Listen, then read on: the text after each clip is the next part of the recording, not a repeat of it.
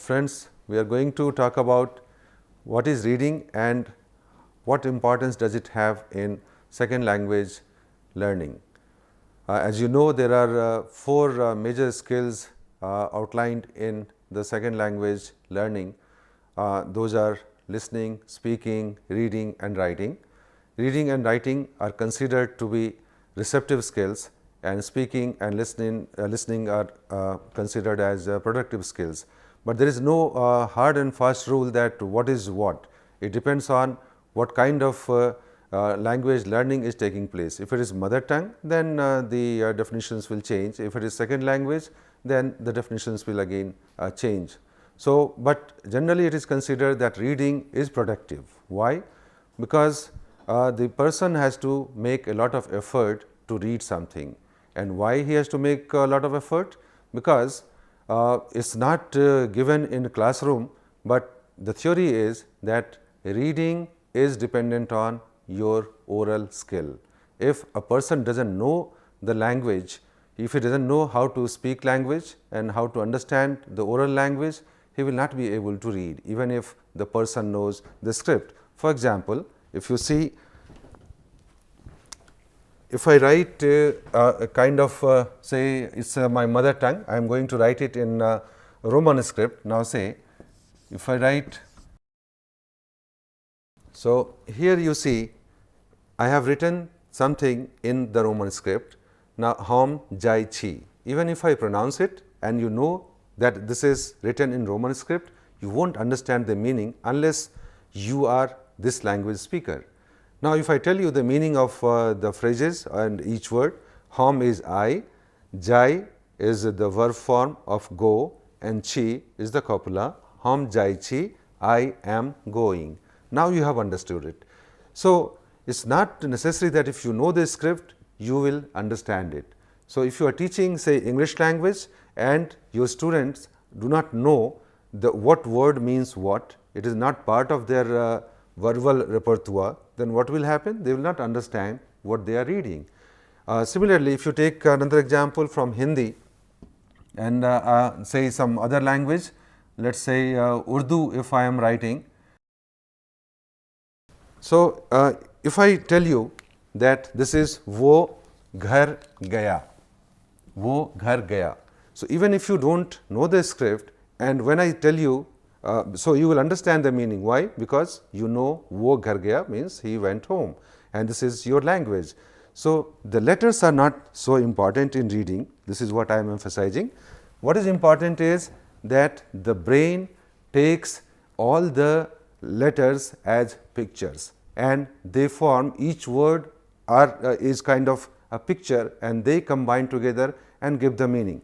So, what is involved here is that the student have to have knowledge of what is language, that means the knowledge of the language system and also knowledge of the world. So, it is not enough to have letters, words unless, so if I tell him that ghar is house or home and he has the knowledge that what is ghar. So, then he can comprehend the meaning of this whole sentence. Another thing that is important is in there have been processes where we teach language and we teach reading that we start from the knowledge of letters, sounds, words, phrases and then we go up and construct meaning. There is another model of teaching reading and that is bottom down. We start from first understanding what is meaning and what this text is going to talk about, and then we apply our knowledge of linguistic structure, the knowledge of language, and then we get the meaning, we comprehend the meaning. So, these are the two things. Now, look at what happens when we read a sentence or a text. It is not necessary that we read each and every letter and each and every word in a sentence or a text to understand it. If it were so, then you will see that it is going to be easy if the words are written separately. For example, if you have ant go home down. Now, see there are 4 words And as I already said, that if the words, the meanings are not known, if the person doesn't know how to speak English, and if he can't comprehend the English language, then these things make no sense to him.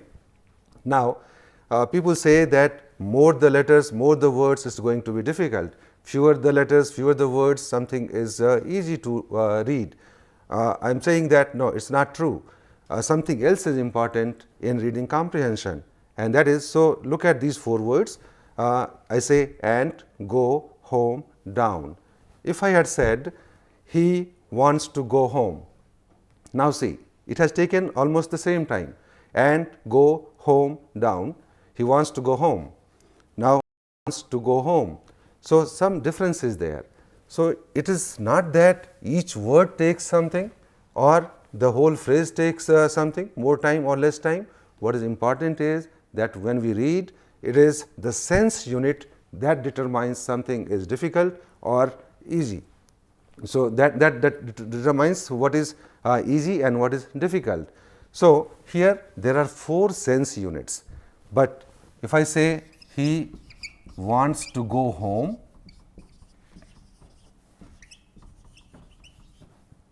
here what is happening?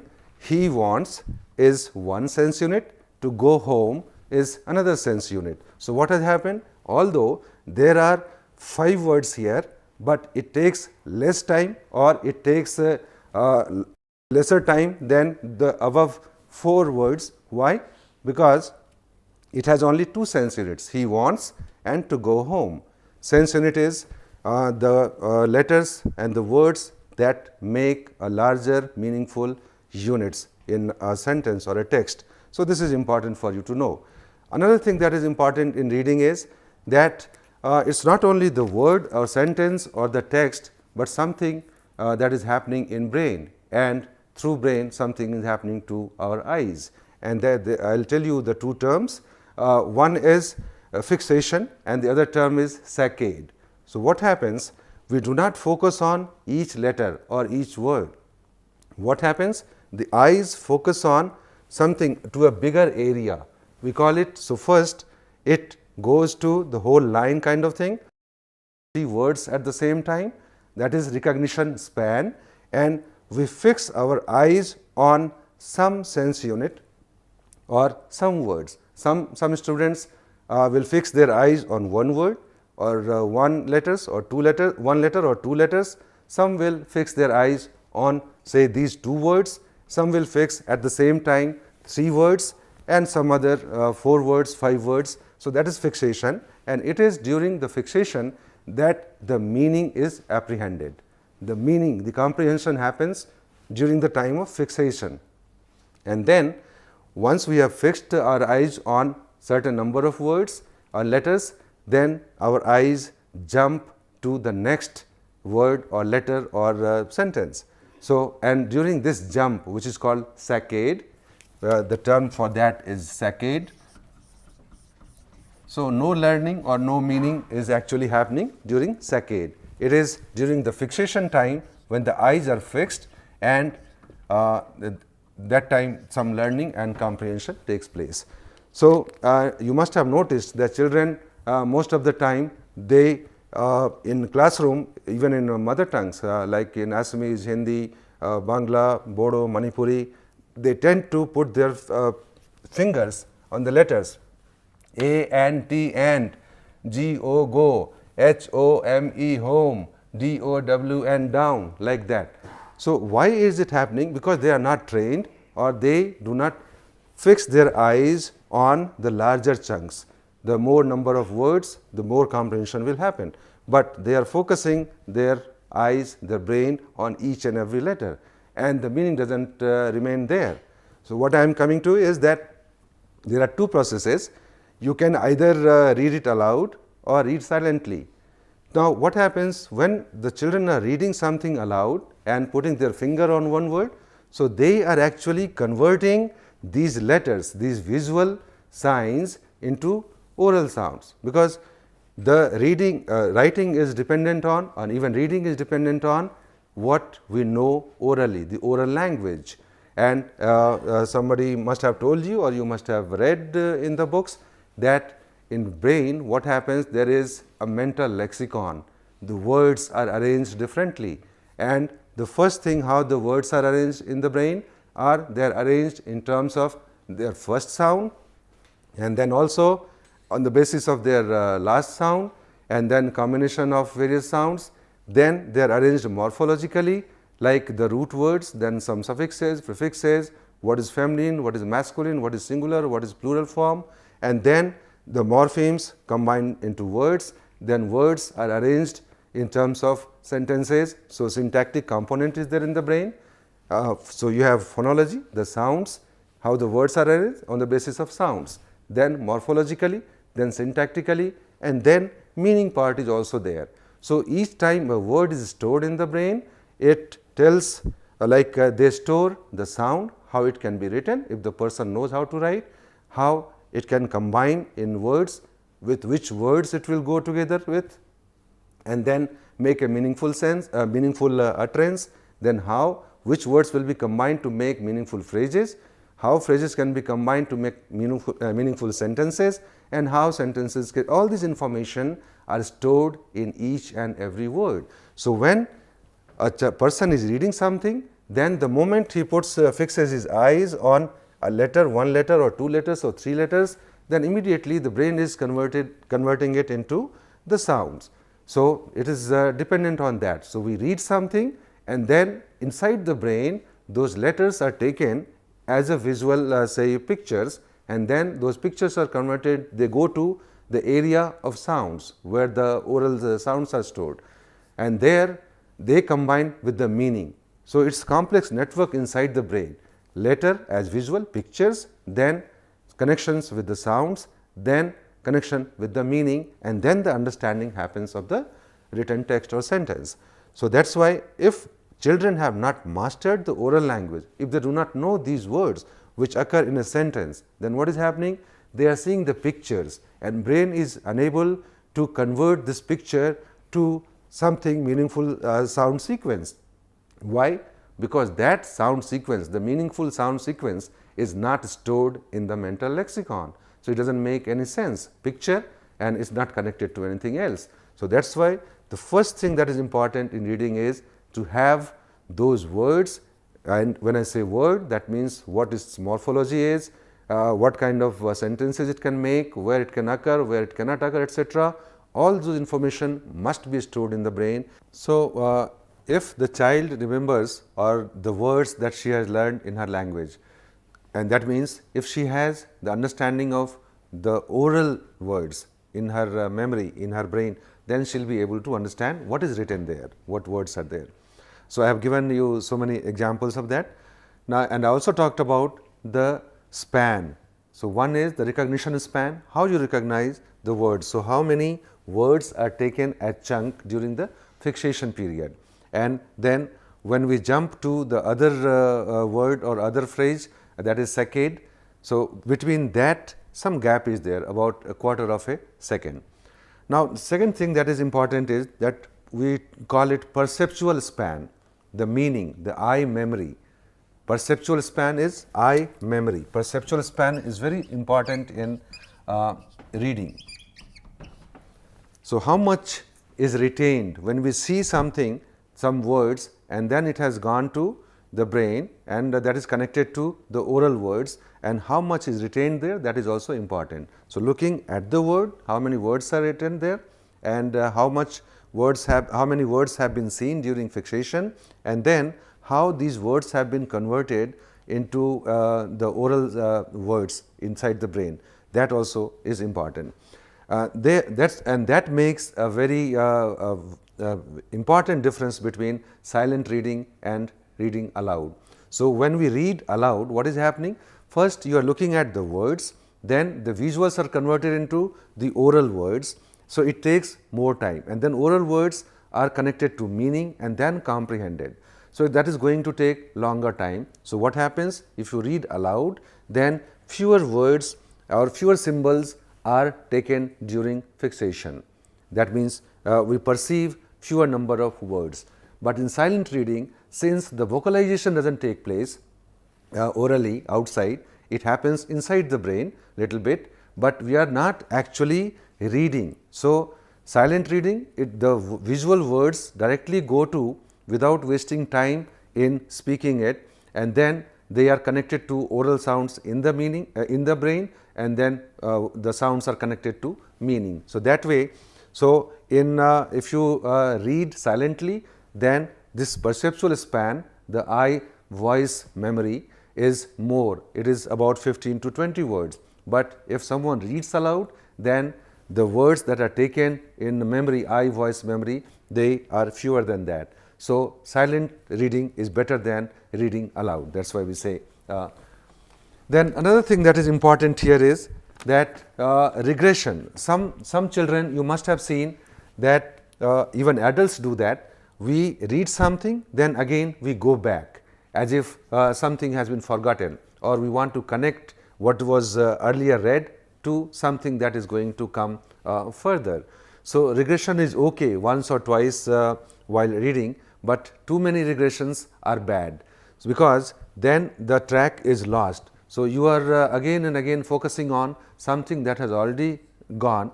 That is why it is not advisable to have more regressions, and the teacher need to teach children, to train them in having less regression, and then do not put so much emphasis on the vocalization, the reading aloud, or even silently reading, but inside the mind converting the letters or the symbols into sounds. That is not advisable. Now, let us see what actually happens in the process of reading. As I mentioned that there were different models of reading. One was bottom up, that you first know the words, sounds, phrases, sentences, and then you finally get to know the meaning. And the second was bottom down, where you first understand what the text is, what you are looking for, then look for certain important features. So, try to get to the meaning, and then come down that how the meaning has been represented in the linguistic features.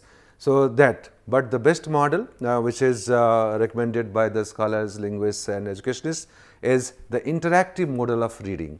There you will see that we have the grapheme input. That means, what we are doing here is that the child is reading. So, A, B, C, if it is the word is cat, then C, A, T. So, that is the graphemic input. Then it goes to the visuals. So, you will see here the visuals are there, visual information store.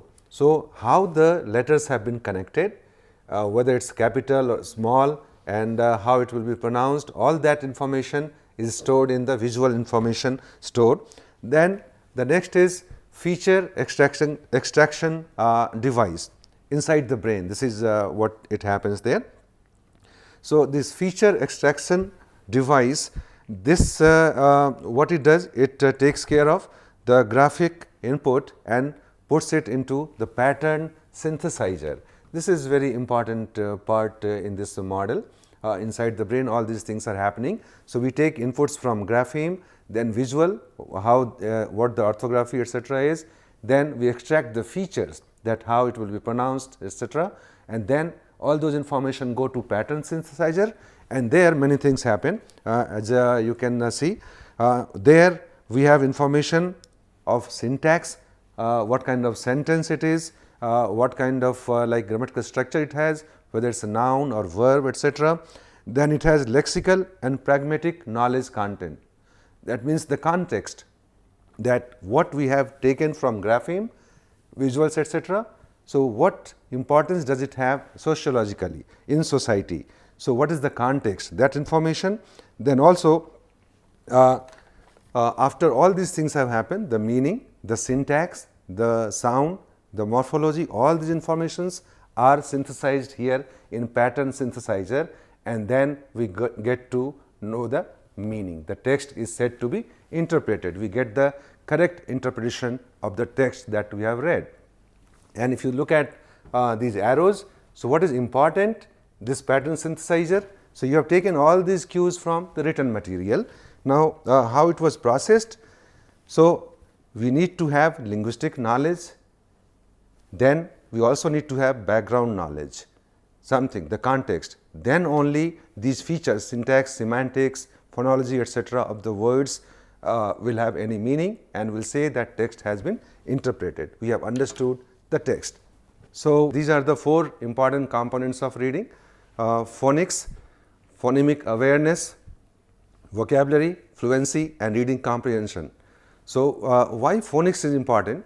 Actually, it should have been ordered, this is how the linguists order it, but when you are teaching in classroom, the first thing should be the phonemic awareness. That means how the children can manipulate the sounds.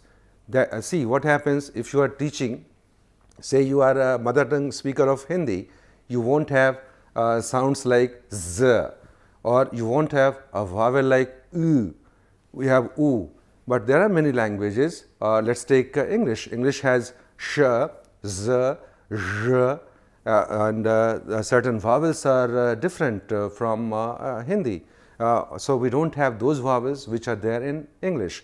English has say 20 vowels and 24 consonants, but Hindi does not have so many vowels. So, the children, if they are going to read something in English, then they have to be made aware that what is the sound system, what sounds differentiate meaning, what sounds do not differentiate meaning. So, like in English you can say pin or pin, the meaning is same, pa and fa, but in Hindi if you replace pa with pa, instead of pal if you say pal, then the meaning has changed, moment has become fruit. So, this kind of awareness is important in reading. Next is phonics, that is making children aware how the speech sounds are related to letters of the language that they are going to read or they are reading. That is very important. Then the third is vocabulary, knowledge of words. Although it looks very simple, that knowledge of words, but we have to remember that in no language you will find that one word has a fixed meaning all the time. They get different meanings in different situations and contexts. So, in that example we see that patri can mean a railway track or making adjustment depending on the context. We have let us take another example. You say the children use a term in different way, or even the adults use that. Button, we say button is the button of shirt, etc. But it is also used in idioms like tumhari aankhein hai ya button, if someone is not able to see properly. Words like ullu, gadha, they have one connotation and denotation is something else. So, donkey, gadha is an animal, but you can address someone jokingly that you are a fool. So, instead of that you will say tum gadha hai, tum gadhe ho. So, words do not have fixed meaning. So, vocabulary is very important, and actually vocabulary is the life of reading or even doing any activity in a language, where it's understanding language, speaking, or say writing, everywhere. So, vocabulary is important, that has to be understood. Another thing that is important in reading comprehension, what happens, there are certain affective factors. So, someone has written a text for you and someone else is going to read it. What is it happens? The person who has written had an affective base and he has also a cognitive base. Now, that has to be matched with the reader's affective base and cognitive base. So, when those two things, I will show you that, come to the same level, then we say the comprehension has taken place. So, when you have the children mastered oral language, they know the vocabulary of the English or some other second language.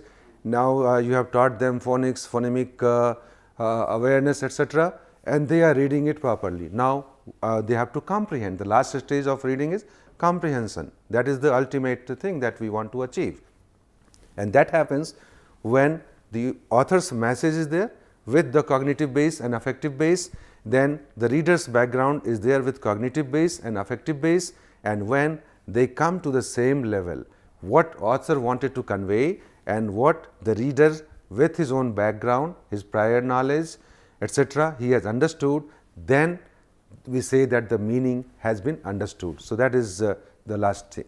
So, if the schema, that means the children are reading some words, but it does not match with their schema in the brain.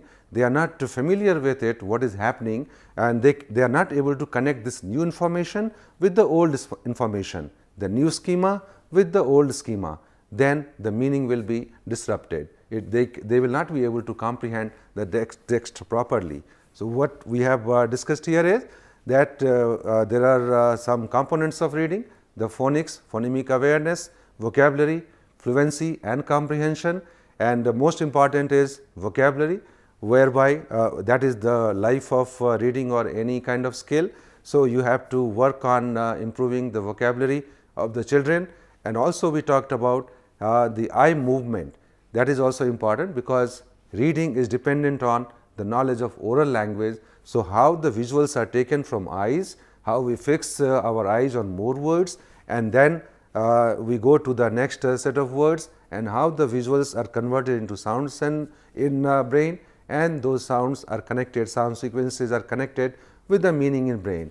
So, if all these things are in place, the children will certainly be able to become good, efficient, fluent reader. We also talked about that how the reading is processed inside the brain, and we talked about the interactive model of reading, and there you remember one phrase was pattern synthesizer.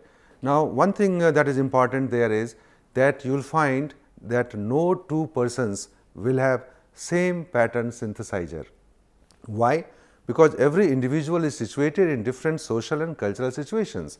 So, and the person is bringing the prior knowledge, his or her vocabulary will be different, his cultures will be his or her culture will be different.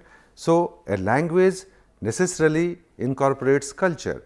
So, depending on what language a person speaks, what variety of a language a person speaks, what kind of culture he lives in. So, all those things will determine what kind of pattern synthesizer will be there in every individual. So, people from different languages, people from different cultures will understand a text differently, that you have to keep in mind. Going on to the aspect of who then will call is efficient reader. So, what are the features that we should look for after doing the exercise and having taught the reading skill, understood the reading process? How do you know that who is efficient reader and who is inefficient reader? And I have summarized those things here if you look at this. So, the efficient reader, for him or her, the text is comprehensible. That means, after going through all these stages from visuals, that letters to the sentences and discourse, he or she is able to understand it. For the inefficient reader, the text is too difficult. So, you have to, if you want to make inefficient readers efficient readers, then your texts have to be not so difficult. That means, have fewer sense units which are within the range of the reader. Then second is content. Content is accessible and familiar for efficient readers, whereas the content is not familiar for the inefficient reader. So, if you have a text that does not pertain to our culture, say of a particular state, or the children's age is such that they will not be able to understand the context, then that text is bad. So, you have to change that kind of text into a text that is accessible and familiar to the students. Speed, fast readers read about 300 words per minute, and the others will slow. Attention is also important, you can look at that. Vocabulary, as I mentioned already many times, that you have to make them internalize more and more vocabulary items with syntactic and semantic meanings and structure associated with it.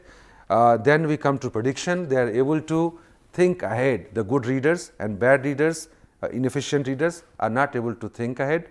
Background information is also important, necessary. It does not make sense if the reader does not know what he is reading pertains to what. So, if living in Rajasthan, if your text of English is talking about some igloo and Eskimos and they have not seen it, the children ever. So, it will be very difficult for them to understand the text even if they know the words there. Motivation is also important. If the child is not interested or say he is not motivated in reading, then he will have a problem in understanding the text. Purpose is also important. Reader has a good reader has a clear purpose why he is reading, to find some information or to enjoy something. Then the last one is strategies, different strategies for different kinds of reading. So, an efficient reader will read a newspaper differently, a novel differently, a timetable differently, a poem differently, whereas an inefficient reader tries to read all texts similarly. So, if you keep these things in mind, then you can modify your text in such a way. You can have the vocabulary of your text graded kind of thing, where the words that occur frequently, which are within the range of the learners, if they occur there, they will be able to read faster and understand better.